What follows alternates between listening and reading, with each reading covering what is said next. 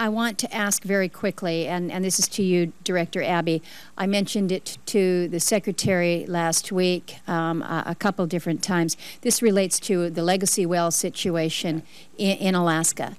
For members of the committee, it's somewhat an interesting situation. Back in about 40 years ago, but there was exploration by the government, by the Navy primarily, in the National Petroleum Reserve.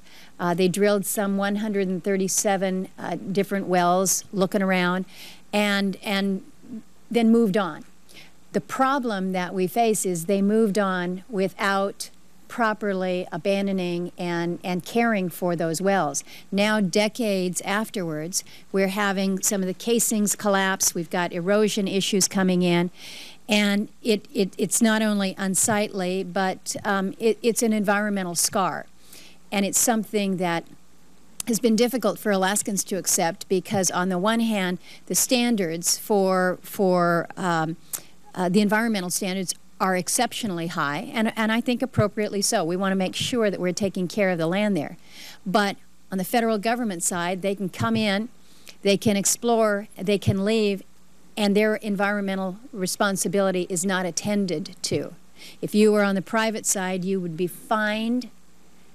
I think the fines that we're talking about could be in the realm of $40 million.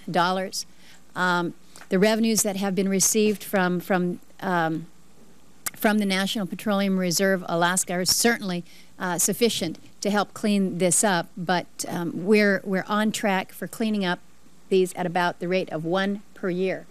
It's going to take us another 135 years to clean it up, which is certainly not acceptable. So I asked the Secretary, and I would ask you, Director Abbey, whether or not we can get a commitment to be coordinating between the BLM and the Alaska Oil and Gas Conservation Commission to not only provide the Commission with an inventory of the exact number, the associated costs for plugging them, and then a plan, an action plan, so that we can have a reasonable level of assurance that we will move forward, that the government will move forward in keeping their commitment to Alaska and to the land up there.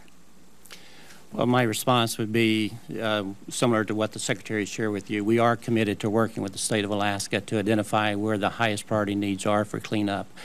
We have spent millions of dollars to date in cleaning up some of those legacy wells. And they're expensive. We acknowledge, yeah. Very much are expensive.